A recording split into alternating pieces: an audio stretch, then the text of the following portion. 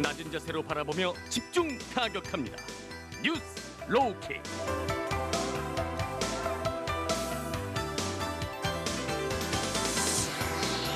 낮은 자세로 오늘의 이슈를 집중 타격하는 뉴스 로우킥 시간입니다.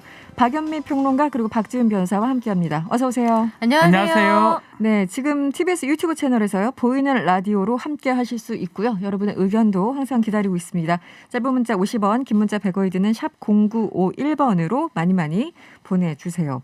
오늘은 이 얘기를 해야죠. 코로나 얘기인데 질병관리청 중앙방역대책본부에서 오늘 브리핑이 있었습니다. 백신을 언제부터 누가 맞느냐, 얼마나 맞느냐 등등 쭉 계획을 발표했는데요. 먼저 개요를 좀 설명을 해주시죠. 네, 이 자리에 있는 우리 셋은 모두 3분기쯤 돼야 맞을 수 있을 것 같고요. 네. 일단은 코로나19 환자 치료를 담당하고 있는 의료진을 시작으로 해서 요양병원이나 노인 의료복지시설 입원자나 종사자, 또 고위험자 등 이런 분들이 1차 대응을 하게 되는 것이고요. 2분기 이후에는 이제 65세 이상 고령자나 집에 있는 노인들을 돌보는 그런 종사자들, 네. 그리고 3분기쯤 돼야 성인 19세부터 64세까지의 일반 성인과 만성질환자 등이 대상이 될 전망입니다. 네. 어쨌든 이 구체적으로 이 안이 짜졌기 때문에 그나마 좀 마음의 위안을 얻는 그런 네. 상황이 아닌가 싶고요. 박지은 변호사님은 뭐가 제일 궁금했어요, 사실은? 이 백신 관련해서. 저는 뭐 사실 그냥 정부의 방침이나 방역당국 방침을 따를 생각이었고 네네. 굳이 이제 좀 궁금하다면 네. 안전성 그런 부분. 안전성. 네. 네. 나오자마자 바로 맞을 거야 아니면 조금 더 저는 기다릴 거야? 솔직히 말하면 어느 쪽입니까? 저는 개인적인 얘기니까 네네. 조금 늦게 맞고 조금 싶어요. 늦게. 여기 좀 야비하나요? 아니죠, 뭐 그거 개인적인. 딱 3분기에 맞고 싶어요. 딱 3분기. 네. 네. 아직 뭐 시간이 있으니까요. 알겠습니다. 백신 접종이 다가오면서 사실 여러 가지 궁금증들이 있어요. 그리고 이제 코로나에 한번 이제 확진이 되셨던 분들과 그렇지 않은 분들 여러 가지 이제 경우 케이스에 따라서 굉장히 궁금한 이 분야도 다양할 텐데 그래서 자세한 내용은 대한예방의학회 코로나19 대책위원장인 김오란 국립암센터 교수 연결해서 잠시 이야기 들어보도록 하겠습니다. 위원장님 안녕하세요. 예, 안녕하세요. 네, 다음 달부터 백신 접종이 이제는 이제 시작되는 것 같은데요. 1분기에 2종류를 접종한다고 하는데 어떤 종류인가요? 일단 화이자를 먼저 시작할 것 같고요. 화이자, 그다음에 네. 아스트라제네카도 2월 말쯤에는 시작할 수 있을 것으로 보입니다. 네, 지금 뭐 여러 종류가 있는데 가장 먼저 들어오는 거 먼저 맞는 그런 순서인 건가요? 예, 순차대로. 네. 그리고 사실 이제 화이자 같은 경우는 이게 보관하는 방법하고 실제 그 접종할 때 그 어떤 시간 이런 것들도 굉장히 중요하지 않습니까? 이런 걸 어디서 맞아야 되는지도 궁금합니다. 예, 화이자 백신은 말씀하신 대로 영하 70도를 유지해야 되기 때문에 네. 우리가 기존에 맞던 대로 일반 의원에서 맞기는 어려워서 네. 전국에 이제 접종 센터를 세우려고 생각하고 있고요. 일단은 제일 먼저 이제 국립중앙의료원하고 또 2개의 권역센터 이렇게 해서 한 4개 정도 기관에서 먼저 시작을 하려고 하고요. 네. 전체적으로는 한 250개 정도 전국에 센터를 만들려고 계획하고 있습니다. 네. 이 백신마다 다르기 때문에 어떤 그 같은 장소에서 여러 가지 백신을 함께 투여하는 건 좀 어렵습니까? 예, 그거는 좀 어려울 것 같고요. 일단 처음에 시작하는 4개 센터에서 네. 화이자 백신을 접종을 할 거고요. 네. 그 다음에 또 센터를 좀 늘려가고 아스트라제네카 백신이 나오는 2월 말이 되면 이제 일반 의원에서도 예방접종을 할 수 있을 것으로 보입니다. 네. 지금 앞에서 잠깐 브리핑을 했습니다만 1분기, 2분기는 이제 특정한 연령대나 의료기관 종사자분들을 맞기로 하고 3분기부터 일반인들이 접종을 한다고 이제 들었는데요. 나는 이 백신 효능이 의심스러워서 조금 기다려보겠다 하는 분들도 지금 제 옆에 박지은 변호사 비롯해서 있습니다. 기다렸다가 맞을 수 있는 겁니까?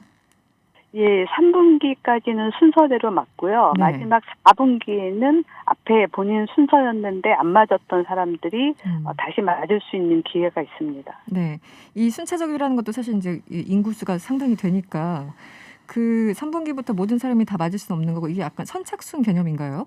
3분기부터는? 그렇지는 않고요. 네. 일단 사실 일반인도 65세 이상은 2분기에 다 맞습니다. 그렇죠. 네. 2분기에 네. 이제 65세 이상 노인과 의료진 이런 분들이 다 끝나고 나면 3분기에 이제 64세부터 다시 연령대로 예방접종이 진행이 될 텐데요. 네. 그때 본인이 자기 순서가 됐지만 지금은 좀 아닌 것 같다라고 하시면 기다렸다가 4분기에 다시 마음을 정하시고 맞으셔도 됩니다. 네.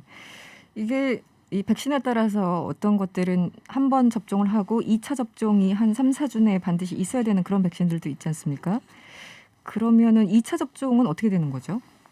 그렇죠. 화이자 백신도 이제 3주 후에 21일 있다가 2차를 맞게 되고요. 네네. 아스트라제네카는 4주 후에 4주. 28일 후에 2차 접종을 맞게 되고 네. 아마 얀센도 2분기쯤에 들어올 것 같은데 그거는 네. 한 번만 맞아도 됩니다. 아, 얀센은. 네. 그렇지만 예, 모더나도 2차를 맞아야 되고요. 그래서 음. 첫 번째 예방접종을 하고 난 다음에 바로 2차 접종을 언제 할지 예약을 하게 될 겁니다. 네. 그래서 본인이 맞았던 같은 백신으로 2차를 맞아야 됩니다. 네. 바로바로 거기서 이제 한 3주 뒤, 4주 뒤 백신에 따라서 예약을 마치게 되는 그런 순서군요. 예. 또 하나는 뭐 들어오는 순서도 차이가 있지만 이제 기사들을 보시고 나는 화이자를 맞고 싶어, 나는 모더나를 맞고 싶어 이렇게 생각하신 분들도 계실 텐데 백신 종류를 선택할 수 없다고요? 그러기는 좀 어려울 것 같습니다. 왜냐하면 백신이 들어오는 순서도 아직 명확하지 않고 네. 어떤 면에서는 이제 자기가 순서가 됐을 때 가능한 백신을 맞는 것이지 여러 가지가 한 의원에서 나눠져 있는데 내가 골라서 맞겠다. 이건 좀 어렵고요. 아마도 의원에서는 냉장 보관이 가능한 백신만을 제공하게 될 거고 네. 이제 센터에서 마이너스 70도씨나 마이너스 20도씨 보관해야 되는 mRNA 네. 플랫폼의 백신을 제공할 거기 때문에 선정은 좀 어려울 것 같습니다. 네, 백신 종류는 선택할 수 없다. 그리고 또 궁금한 것 중에 하나가 보통 뭐 재감염 사례가 보고됐다는 뭐 외신 보도도 있었습니다만 이 코로나19에 감염됐던 사람들은 기본적으로 항체가 형성이 되나요? 이 질문을 드린 이유는 이분들도 백신을 맞아야 되는지 해서요. 예, 맞습니다. 코로나19 감염이 된 사람은 항체가 형성이 되는데 네. 이 자연 감염에 의해서 생긴 항체도 사실은 한 6개월 정도까지는 가는 것으로 보고가 됐지만 얼마나 오래 갈지 모릅니다. 그래서 지금 이제 가이드라인은 감염됐던 사람들도 격리 해제가 끝나면 예방접종을 맞을 수 있다. 원하는 경우 한 6개월 정도까지는 연기했다 맞아도 된다. 이렇게 네. 권고하고 있습니다. 항체가 한 6개월 정도로 보고 있나요? 전문가들은요?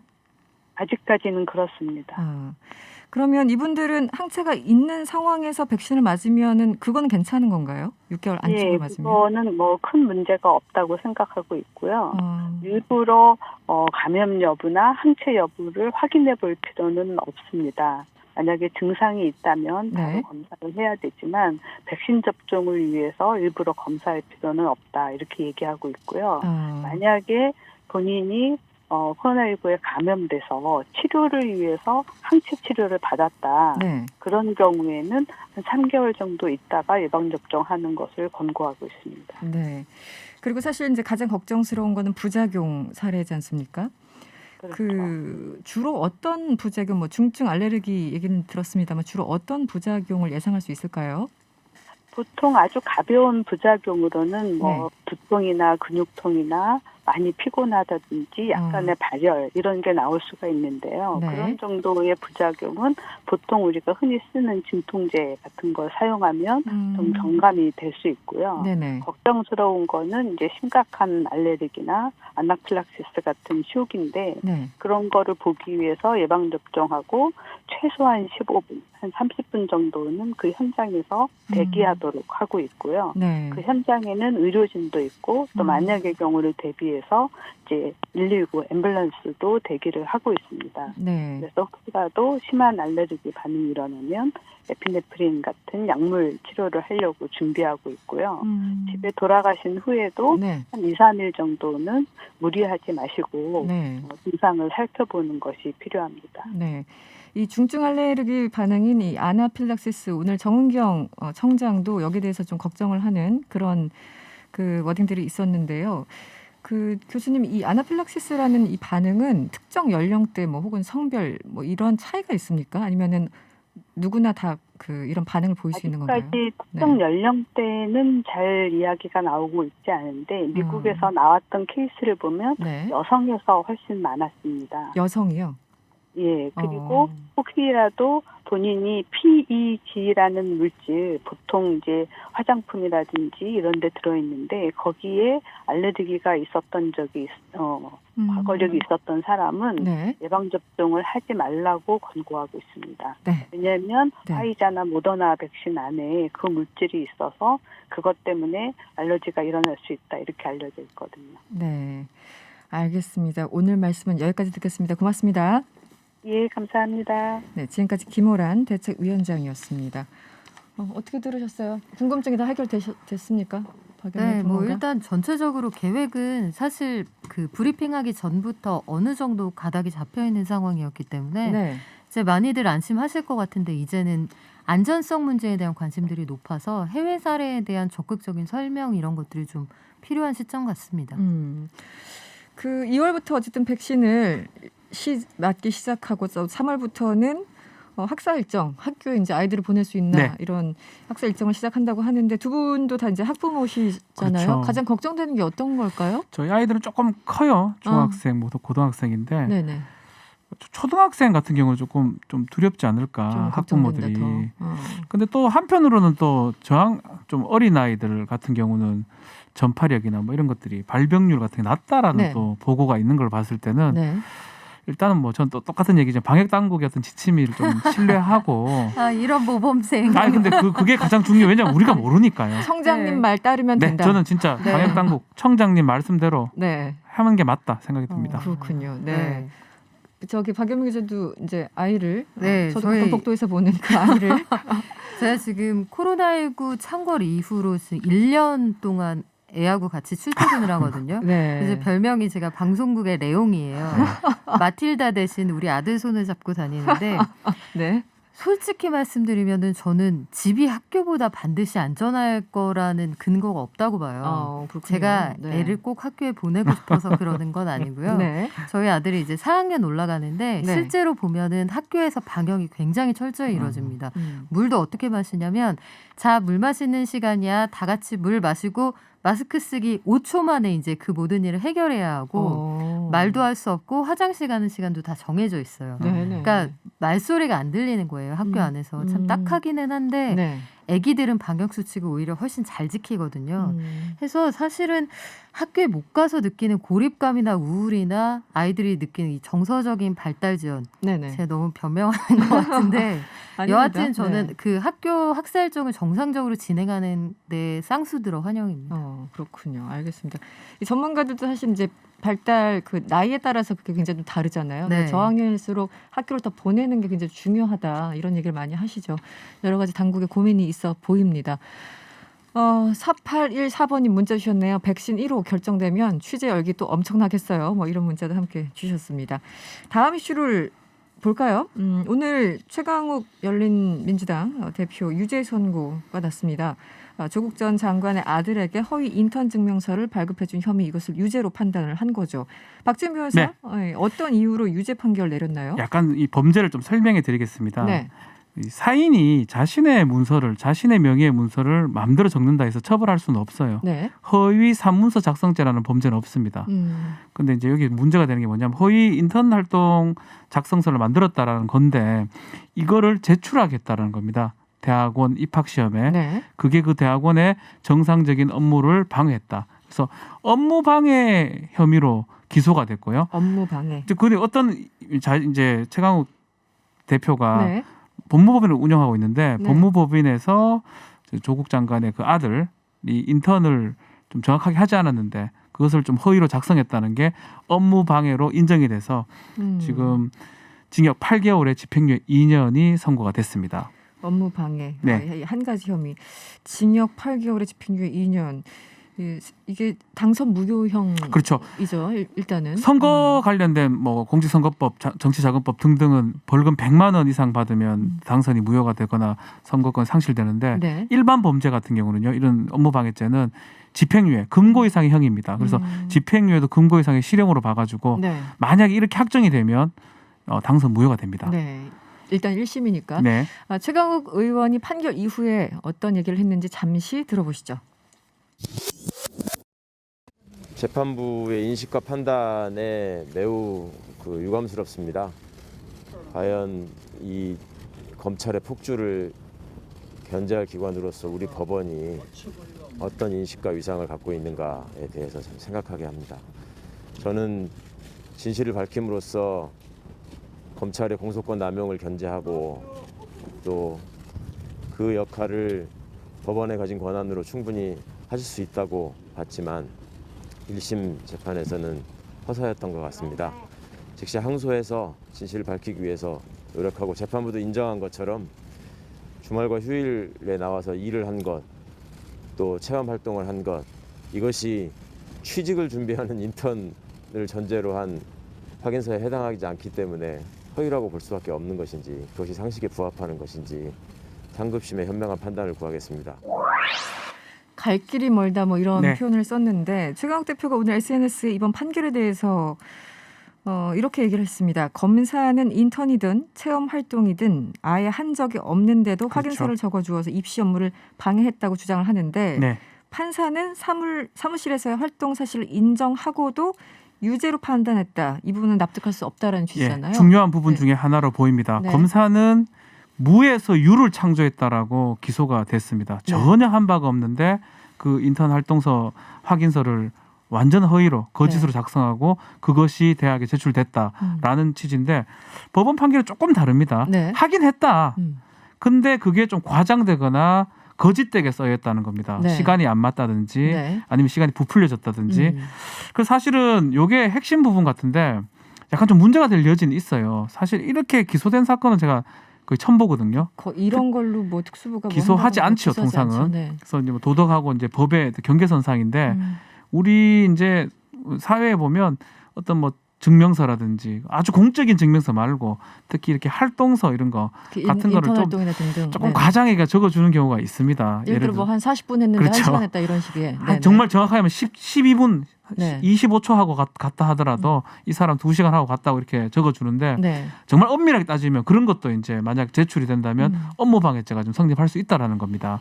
그래서 그 부분에 대해서 지금 최강욱 대표는 네. 항소심 또 나아가서 상고까지 갈 가능성도 있어요. 네. 다투어 보겠다라고 지금 말하는 상황입니다. 지금 말씀하신 이제 그 부분이에요. 검사는 아예 없는데 활동을 한 적이 없는데 적어줬다라고 기소를 했고 애초 기소의 이유는 판사는 아니 그건 아닌 것 같아. 활동을 한 것 같긴 해. 네. 그런데 판사가 지금 재판부가 얘기하는 거는 16시간을 인턴 활동했다고 하는데 9개월간을 이렇게 본다면 1회 평균 12분 정도니까 이게 좀 애매하다 이렇게 판단한 거잖아요. 아주 구체적으로 보면 그렇죠. 분단위로 따진다면. 제가 뭐 이게 재판 과정이나 기록 같은 걸 다 보지 않았기 때문에 이 판결에 대해서 뭐 막 너무 말씀 많이 못 드리지만 실제로 이제 법무법인에서 인턴 아니면 그런 네. 것들을 꽤 합니다. 뭐 저도 법무법인을 하고 있는 네네. 상황이고 그래서 뭐 앞으로 좀 걱정스러워요. 정확하게 좀 적어야 될 것 같아요. 13초하고 갔다고 그래 정확하게 안 적으면 네. 문제가 이거는 제가 웃으려고 하는 소리가 네, 아니고 지금 이런 거 보면은 사실은 이걸 봤을 때는 그게 범죄가 될 수 있다라는 거거든요. 그러니까 저희가 말하는 거는 범죄하고 법하고 도덕의 영역이라는 게 있습니다. 분명히 죄가 되긴 하지만 나쁜 짓이긴 하지만 과연 그것을 징역을 주는 게 맞는지 아니면 도덕적 영역에서 비난하는 게 맞는지 그걸 이제 구별할 수 있는 게 사법기관 그러니까 검찰이나 법원이 해야 될 일인데 그렇죠. 어쨌든 간에 검찰은 기소를 했고요. 또 법원에서 이걸 유죄로 내렸기 때문에 이거는 도덕의 영역이 아닌 겁니다. 이거는 만약에 위반을 하게 되면 약간이라도 허위로 적고 그 제출된다면 모든 사람이 범죄자가 될 수가 있다라는 것이죠. 이 기소권을 갖고 있는 검찰이 모든 우리나라의 인턴 활동을 다 뒤진다고 다 생각하면 뒤지면 제가 봤을 때는 90% 이상이 다 유죄가 될 것 같습니다. 그러니까요, 검찰이 참 어떻게 보였습니까, 박영미 평론가? 글쎄요, 이게 실질적인 진실이야 거기서 일을 했던 고 조국 장관의 아들하고 최강욱 대표만 알겠습니다만, 네. 그러니까 객관적으로 판단할 수 있는 건 딱 한 가지인 것 같아요. 최강욱 대표에게 굉장히 검찰이 엄격한 잣대를 들이대고 있구나. 이거는 좀 확인할 수가 있는 게 네. 4.15 총선 기간에 요 조 전 장관 아들에게 허위 인턴 확인서를 발급해주지 않았다라고 얘기한 사실 가지고도 또 다른 건으로 재판이 진행이 되고 있거든요. 네, 네. 그렇다면 사실상 동일한 건으로 달리 보는 시각의 두 개의 재판이 이루어지고 있는 상황이어서 최강욱 대표가 굉장히 이 엄격한 잣대 위에 놓여 있구나. 저는 그 생각은 분명히 하나가 하게 더 있어요. 됐습니다. 3가지 재판이 지금 진행 중입니다. 최강욱 대표에 네. 대해서 채널A 관련해서. 그렇죠. 이동재 네. 전 채널A 기자 근데 그것도 관련해서도요. 지금 박연미 네. 기자가 제가 말씀하셨기에 제가 좀 부가를 하면 네. 그 시점이 좀 오묘합니다. 음. 어제 기소를 했어요. 어제요? 어제 채널A 관련된 그제죠. 그날 바로 직전에 지금 기소가 됐는데 판결 선고, 이 업무방해 판결 선고는 이미 예정됐던 시간이거든요. 공교롭게도 최강욱 대표 기소 시점은 항상 뭔가 문제가 됩니다. 이게 기소를 했는데 그 다음 날 판결 선고했고요. 네. 또 검찰 인사가 있기 직전에 기소를 하기도 하고. 네. 그래서 지금 박연미 기자가 말한 것처럼 최강욱 대표한테는 검찰이 지나치게 가혹하다. 가혹하다. 네. 뭐 사실은 오늘 해도 되거든요, 기소는. 그렇죠. 사실 뭐 내일 해도 되고요. 하기 나름입니다. 근데 이거를 뭐 제가 계속 뭐라 하기 음모론으로 얘기하기는 그렇지만 어쨌든 결과론적으로 봤을 때는 한 사건이 마무리지기 전에 판결 선고 직전에 그렇게 한다는 거는 여론이 나쁘게 형성될 가능성이 있는 겁니다. 재판부 입장에서도 또 하나 걸려왔구나라고 생각할 수 있는 거거든요. 뭔가 더 쉬운다는 느낌적 느낌. 네, 그래서 네. 저도 뭐 박연미 기자하고 좀 동의하면서 약간은 가혹하다. 검찰이 최강욱 대표한테는 왠지 가혹하고 네. 김학이나 뭐 이런 분들한테는 완대하다, 간대하다, 네, 뭐 이런 생각이 좀 간대하다. 듭니다. 네. 그러니까 이동재 전 채널A 기자 명예훼손한 혐의로 그건 이제 별개의 어쨌든 사건이고 지금 사실은 최강욱 대표 입장에서는 그 인턴 확인서 한 장 가지고 업무방해 혐의로 오늘 재판받았고 네. 공직선거법 위반으로 또 이제 기소가 된 그런 그렇죠. 상황. 네. 뭐 법 감정으로 보면 굉장히 좀 억울할 수는 있을 것 같다는 생각이 드네요. 네. 그렇죠. 뭐 본인 입장에서는. 상당히 억울하겠죠. 억울한데 네. 이제 뭐 그걸 떠나가지고 뭐 좀 그런데 검찰에서 좀 가혹한 측면, 특히 접수를 접대했던 그런 뭐 많은 휴대폰을 집단적으로 잃어버린 검사들, 그 사람들은 시간을 끌다가 결국은 휴대전화를 잃어버리게 만들었거든요. 근데 최강욱 대표 같은 거 기억하시겠지만 조사 한 번 안 하고 기소를 해버렸어요. 네. 그렇게 기소를 했는데 유죄가 돼버렸습니다. 이 사건이. 그렇죠. 어떤 문제가 좀 된다고 검사들은 봐야 되겠죠. 의심을 받는 상황에서 4명이 모조리 핸드폰을 잃어버리는 네. 정말 기적 같은 일이 발생했고 그러니까 여기에 대해서 얼마나 또 엄격하게 수사를 하는지도 모르겠네요. 저는. 이 재판 과정에서 양측은 이 사건 기소가 이성윤 서울중앙지검장을 거치지 않고 윤석열 총장의 지시로 이뤄진 점 이런 절차를 두고도 상당히 공방을 벌였다고 하는데 이 네. 부분은 어떻게 판단이 됐습니까? 이제 기소 과정에서 이제 유럽 특히 영미법엔 그런 걸 많이 봅니다. 공소권 남용이라든지 적법하지 않게 기소가 됐을 때 그 자체가 불법한 기소가 되는 경우가 있습니다. 그 부분을 좀 주장을 한 것 같아요. 사실은 서울중앙지검이기 때문에 네. 책임자는 서울중앙지검장이에요. 네. 근데 이 사건은 서울중앙지검장의 결재를 득하지 않고 밑에서 지금 기소를 했거든요. 그 부분은 좀 문제가 있는 거 아니냐고 하니까 검찰 입장에서는 네. 중앙지검장한테 결재는 안 맡았지만 대검, 검찰총장하고는 결재가 됐다라는 식으로 얘기를 했고요. 이게 재판 과정에서 다투어졌습니다. 그렇지만 재판 과정에 다투어졌지만 법원 입장에서는 뭐 그거는 크게 큰 뭐 불법적인 하자고 보기는 어렵다라고 판단을 내린 것입니다. 그건 뭐 검찰 내부의 문제고 나는 모르겠고 이 시간만 볼게 뭐 약간 좀 이런 그렇죠. 입장이었나 내용만 보겠다라는 봅니다. 게 뭐 네. 재판부의 의견이었습니다. 뭐 최강욱 대표는 항소하겠다는 거고 어쨌든 대법원까지 가는 상황이죠. 네, 네. 그 좀 전에 싱크 들려드린 것처럼 최강욱 대표는 뭐 계속해서 재판에 나서겠다 이런 입장입니다. 네, 알겠습니다. 마지막 이슈를 만나보죠. 네, 정치권 이슈인데요. 어제 오늘 계속 뉴스가 좀 나오고 있습니다. 안철수 국민의당 대표, 국민의힘에 입당을 한다 안 한다, 뭐 단일화를 한다 안 한다 보도들이 계속 이어지고 있는데요. 오늘 쿠키뉴스에서 보도한 내용 어떤 거였습니까? 네, 복수의 야권 관계자 발로 안철수 국민의당 대표가 늦어도 오는 2월 5일 전까지 국민의힘의 입당에 관한 입장을 정해서 발표를 할 것이다 이렇게 보도를 했는데 네. 한마디로 안철수 대표가 국민의힘으로 입당한다는 얘기예요. 그런 계획이 사실상 물밑에서 진행이 되고 있고 발표만 남았다는 건데 일단은 양쪽 다 강력하게 부인하고 있는 상황입니다만 이른바 설이 솔솔 피어오르고 있는 건 또 사실입니다. 네.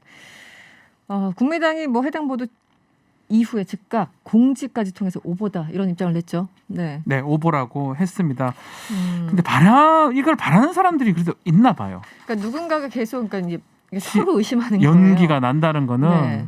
뭐 자가 발전일 수도 있고 하여튼 누가 자꾸 아닌데도 막 그런 바람을 얘기를 할 수도 있고 또 실제로 이게 오보라고 한 거는 뭐 정확하게 이런 일이 있었다고 보기는 좀 어려울 것 같고요. 네. 또 더더군다나 지금 김종인 위원장이나 안철수 대표도 아니라고 지금 얘기를 하는 상황이기 때문에 일단은 아닌 게 맞는데 정말 안에서 네. 국민의힘 안에서든 어디든 좀 입당하거나 합당하는 걸 좀 바라는 사람들이 꽤 많지 않을까 이렇게 네. 보입니다. 그러니까 서로를 의심하고 있어요. 지금 누가 어디까지 진실인지 사실 이제 진실과 사실이라는 건 항상 교묘하게 섞여 있기 때문에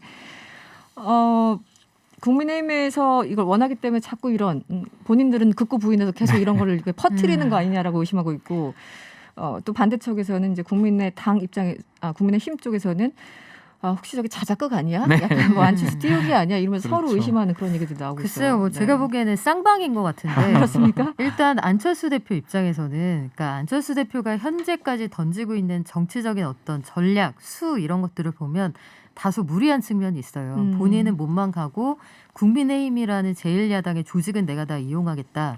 이게 바로 그 경선 전에 단일화하자 이런 주장이잖아요. 네. 근데 그 주장은 국민의힘이 내부 고객을 설득할 수가 없는 안이기 때문에 기본적으로 성립이 될 수가 없어요. 그러니까 안철수 대표가 객관적으로 본인을 바라보지 못한다 이런 비판이 나오는 지점인데 반면에 오늘 나온 여론조사 결과를 보면 국민의힘도 약간 그 시간이 그렇게 많지 않구나 이걸 느낄 수 있는 게 서울, 부산에서 여론조사 추이를 보면 서울에서 지지율이 그 눈에 띄게 좀 떨어졌습니다. 이런 것들을 미루어 볼 때 단일화가 우리의 어떤 흥행 카드나 필승 카드로 너무나 필요하다는 건 양측의 이해관계가 중첩되는 부분이에요. 네. 그러면 겉으로는 극렬저지하는 듯 하면서 뒤로는 살살 흘리면서 다음 주에 네. 국민의힘 본경선을 위한 여론조사가 있단 말이에요. 네. 그 직전에 입당하는 시나리오도 완전히 배제할 수는 없다고 봐요. 그러니까 짜잔 이런 걸 하고 싶은 거죠. 네. 그러니까 어떻게 보십니까? 가능성? 안철수 대표 같은 경우는 네. 지금 자꾸 이제 본인한테 유리하게 자꾸 다 하려고 해요. 뭐 양쪽 다 뭐 그런 건 있는데 네, 네. 사실은 국민의힘은 지금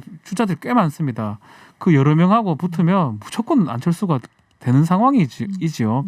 또 그것을 국민의힘은 표분산 때문에 알고 있기 때문에 네.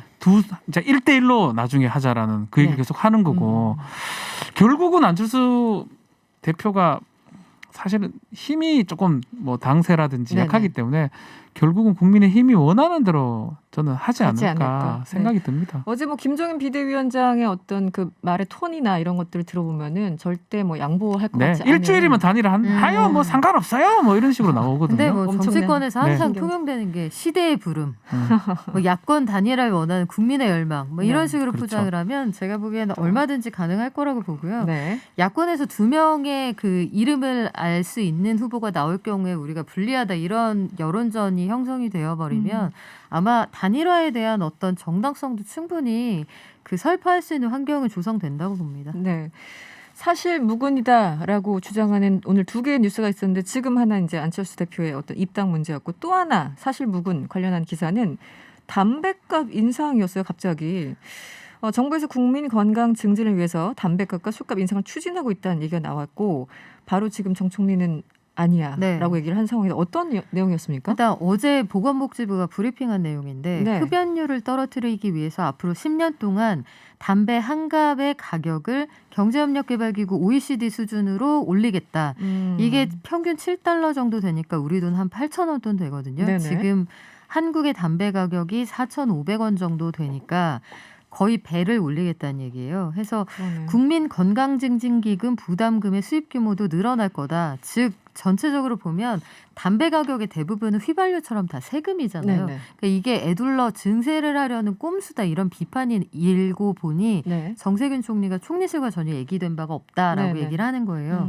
근데 이게 술, 담배에 붙는 세금은 이른바 죄악세라고 해서 여기에 항상 국민들 건강을 위해 우리가 세금을 올리는 거야라고 하지만 과거의 사례에 보면 2015년 박근혜 정부 당시에도 사실은 담배값을 2,500원에서 4,500원으로 네. 올린 적이 있거든요. 네. 그러니까 그때도 그걸로 세수가 한 2조 원 정도 늘어났어요. 제가 그 아이디어를 냈던 분에게 들어보니 여러 가지 그 세금을 올리는 방안 중에 가장 조세 저항이 적은 게 죄악세를 올리는 방안이라는 거죠. 그래서 네, 네. 이번에도 그런 거냐 하는 오해가 있었습니다만 일단 총리실에서는 적극 부인하고 있습니다. 네. 나경원 전 의원 혹은 서울시장 예비 후보가 바로 얘기를 했네요. 코로나19로 먹고 살기 힘든데 이 와중에 담배값, 술값마저 올린다면 눈치 없고 도리 없는 정부 이렇게 강력하게 비판을 상당히 했네요. 비판을 크게 했죠. 또 네. 이제 지금 좀 서민형으로 많이 좀 선거를 하려고 지금 하다 보니까 네. 오히려 서민들한테는 뭐 담배값 이런 거 술값 이런 게 상당히 중요합니다. 그렇죠. 네. 또 정부 입장에서는 올리기는 되게 편해요. 올려놓으면 결국은 또 피는 사람 또 피거든요. 그렇죠. 이거는 수요의 네. 가격 탄력성이 그러니까. 낮기 때문에 그렇죠. 네. 얼마를 하든 계속 담배를 피해야 피워야만 됩니다. 하는 사람들은 예. 끊지 못하거든요. 쉽게. 그렇기 때문에 서민들한테는 참 힘든 어떤 그런 거기 때문에 그 비판을 했는데 글쎄요 뭐 정세균 총리 말대로 네. 당장 뭐 이렇게 하고 하지는 않을 거다. 뭐 그렇게 생각이 근데 듭니다. 복지부의 설명이 약간 좀 궁색한 것이 네. 그렇게 10년 동안 플랜을 세웠다고 했다가 설명이 아니라 번복을 한 상황이에요. 사실상 오늘 나온 얘기를 보면 네. 그래서 좀 섣불렀다. 이런 것들은 사실 공매도나 술, 담배값이나 이런 건 경제 상황에 대한 아주 민감한 정무 감각이 좀 필요하거든요. 네. 이런 것들을 좀 놓쳤다는 생각이 드네요. 알겠습니다. 오늘 뉴스 로킥은 여기서 마무리를 할게요. 지금까지 박지훈 변호사, 박연미 평론가였습니다. 오늘 고맙습니다. 고맙습니다. 감사합니다.